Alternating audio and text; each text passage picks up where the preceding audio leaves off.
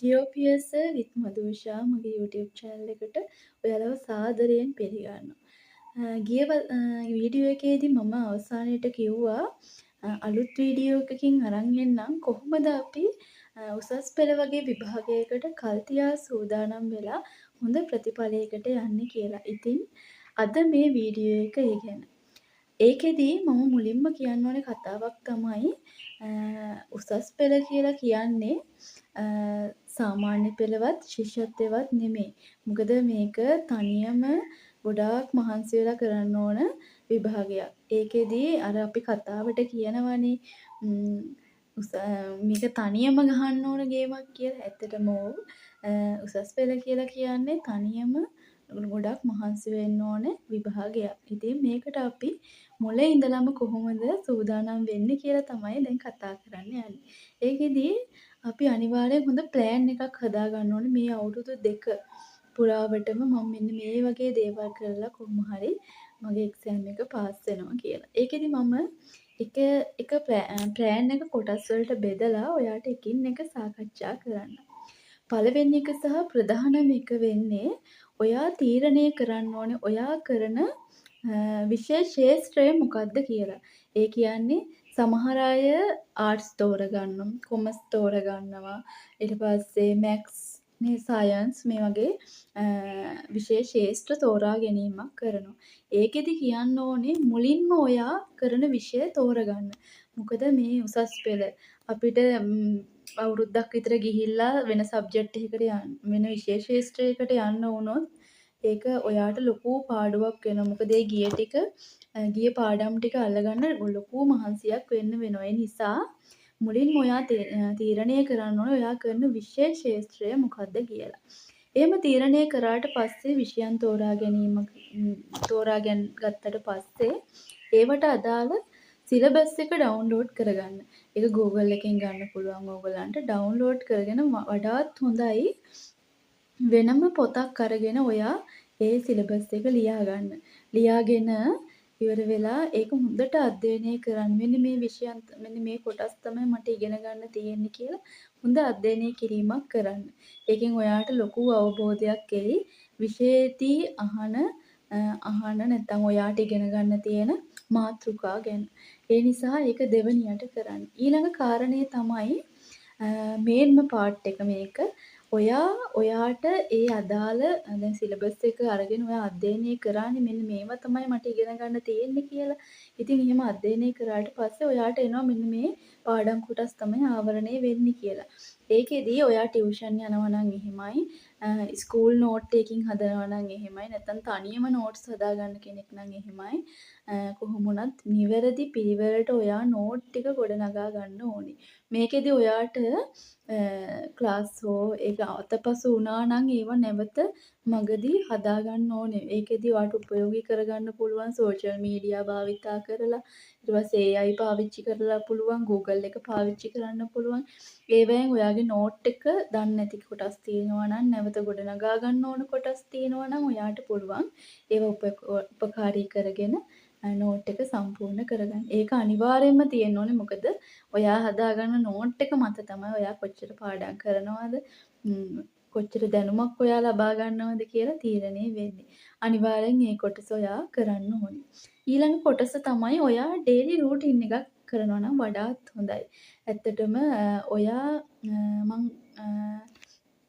මගේ අත්දැකීමත් එක්ක කියන්නේ පුළුවන් නම් ඔයාලා උදෑසන නැගිටින්න බලන්න 4:00ට 5ට කාරි කමක් නැහැ.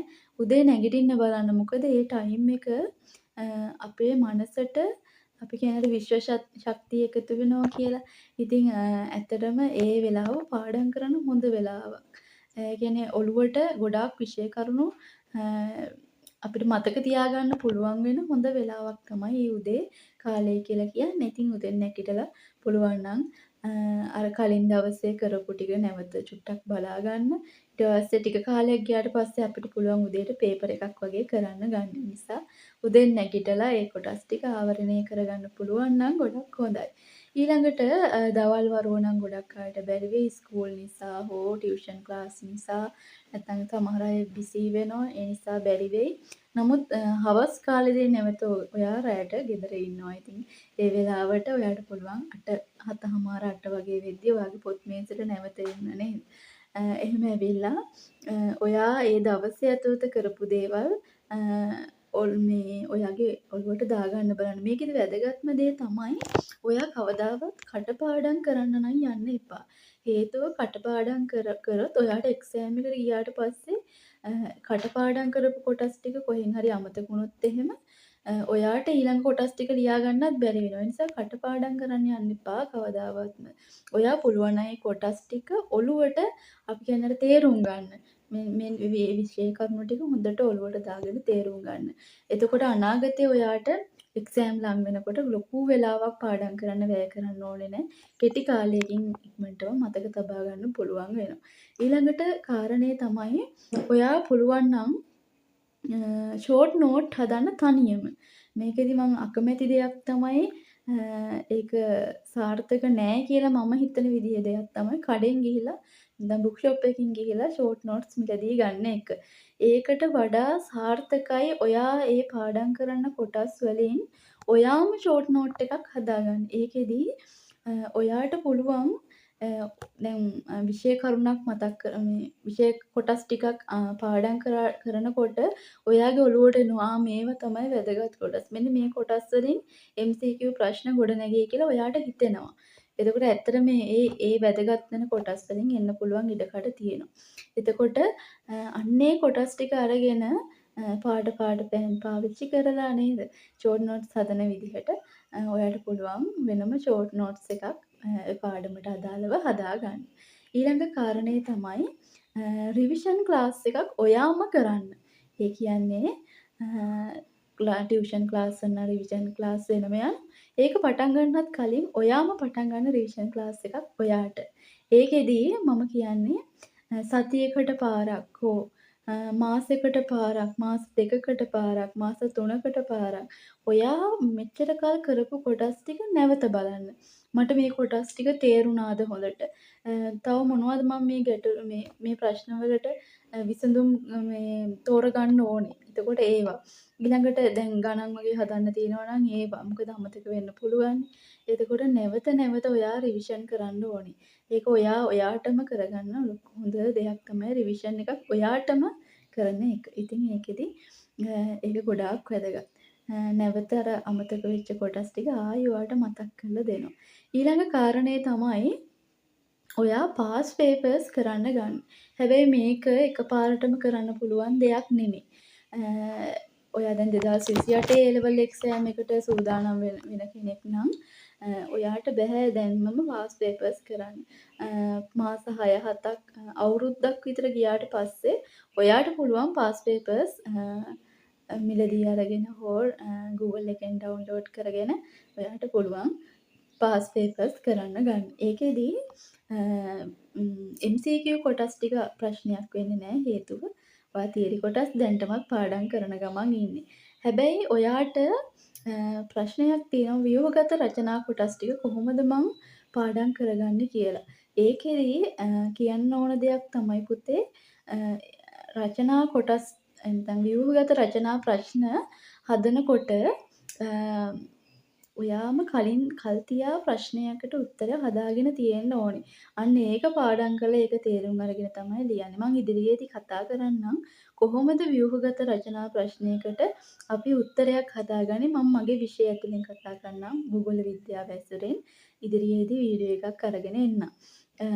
එතකොට ව්‍යුහගත රචනා ප්‍රශ්නයක් ඒ විදිහට කළමනාකරණය කළා ටයිම් මැනේජ්මන්ට් එක හදාගන්න පුළුවන් ටික කාලයක් ගිහිලා අපිට ඒ විදිහට ටයිම් එකට ලියන්න පුළුවන් විදිහට හදාගන්න පුළුවන්.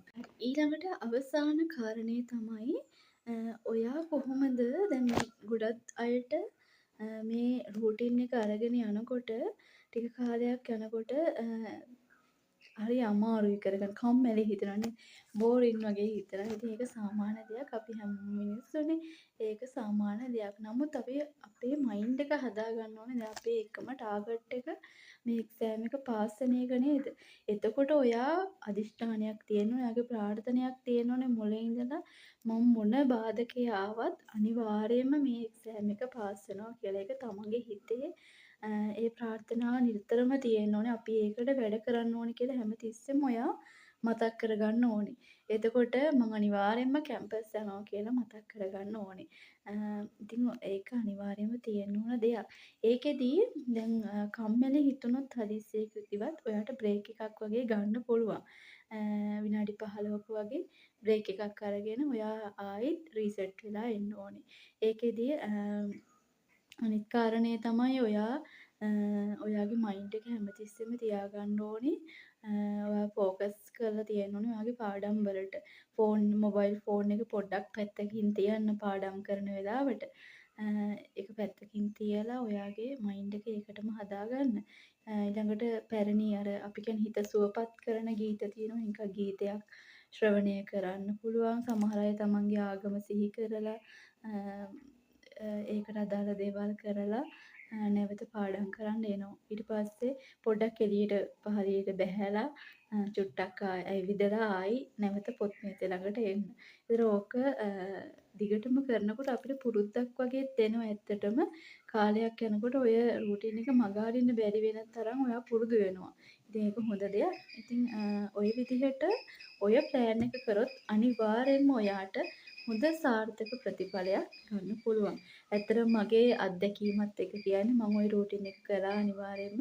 සමහර දවස්වලට ඉතින් කරන්න බැරි වෙනවා අසනීපයක් වෙද්දී ආයි හිතට මොකක් හරි අවුලක් එද්දී ඒක කරගන්න බැරි වෙනවා තමයි. හැබැයි නැවත මං ආයි ඔය රූටින් එකට එනවා. ඇත්තටම ඔය ඕකේ ප්‍රතිඵලයක් විදිහට මට පුළුවන් වුණා රාජ්‍ය විශ්වවිද්‍යාලයකට ඇතුළත් වෙන්න.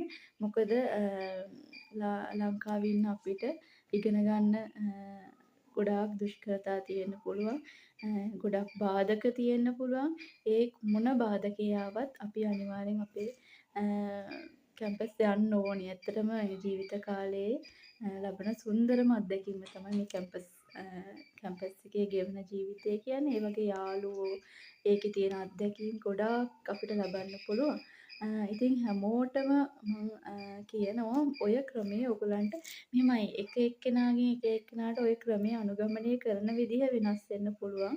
නමුත් ඔය ක්‍රම ටික අනුගමනය කරනවා නම් අනිවාර්යයෙන්ම ඔයාට හිතුවට වඩා සාර්ථක ප්‍රතිඵලයක් ලබා ගන්න පුළුවන් වෙයි කියලා අනිවාර්යයෙන්ම මම හිතනවා. ඉතින් හැමෝටම සුබ පතනවා. තමන් හිතන විදිහට තමන්ගේ සාර්ථකත්වයට යන්න පුළුවන් වෙන්න කියලා. එහෙනම් තව වීඩියෝ එකකින් හමු වෙමු වැදගත් වීඩියෝ එකකින්. එතකන් ඔයාලට ඔයාලගෙන් සමුගන්නම් මම. හැමෝටම සුබ දවසක් වේවා.